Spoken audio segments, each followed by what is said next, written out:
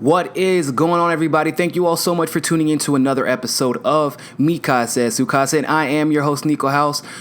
We are going to do another segment of political tweet beef today.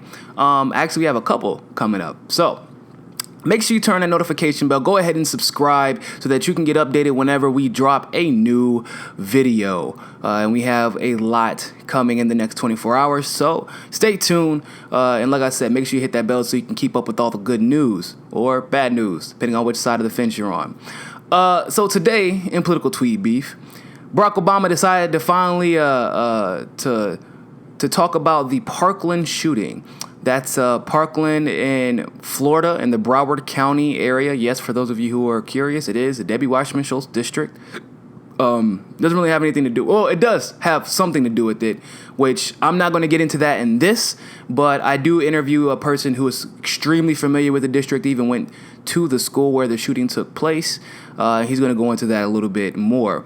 But obviously, everybody has been chiming in, giving their 2 cents, and some of it has been constructive, some of it has been, well, I'll go ahead and let you be the judge of that. So Barack Obama decided to tweet, "We are grieving with Parkland, but we are not powerless. Caring for our kids is our first job, and until we can honestly say that we're doing enough to keep them safe from harm, including long overdue common sense gun safety laws that most Americans want, then we have to change." Now,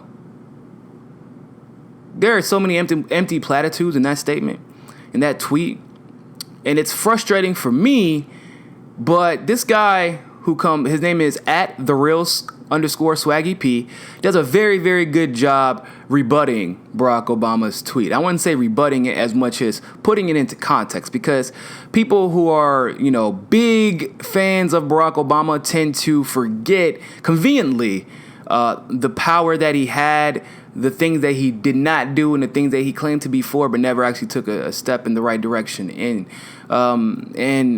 Mr. Peter C. says this in response to Barack Obama's tweet: "Why didn't you implement these laws during your 8 years as president? 140 plus school shootings during your tenure. What did you do to stop this from happening?" And that is my point to the T. Now, there are going to be some that claim, but what about his Congress, his legislature? They were all Republican. No, sir. They were Republican for the last half of his career, well, a little bit over half. I would say the last maybe 3/5 of his career. However, his first 2 years, 2.5 years actually, he had a dominantly Democratic legislature. And in fact, that's how he was able to get ACA, well, whatever. I wouldn't even call it, get it done, because it ended up hurting more people than it helped. However, he did use that to pass the Affordable Health Care Act. In fact, he also used that Democratic dominance to implement the government bailout. So to pretend and people were saying, well, he was concentrating on health care and in the economy. My bad. I thought President Barack Obama was a Columbia grad. Thought he was a pretty smart guy. I didn't mean to put the onus of multitasking on the president of the United States of America. I didn't know that the president did not have the ability to delegate certain tasks and make it a mission and a priority, because he was already worried about healthcare and the economy. So let's just stop there, right? Now, understand something. I am not a fan of people using the authoritative power of the presidential office, especially in the ways that both Barack Obama and Donald Trump have done, and George W. Bush. But he didn't have a problem doing it, right? So we saw that he didn't have a problem doing an executive order for the Dreamers with DACA. But you couldn't do an executive order banning assault weapons. You couldn't have done an executive order dealing with guns at all. He did something with background checks, and that was pretty much it. But you had the power, and you could have made the legislature fight you on gun reform. You could have called them out, but you didn't.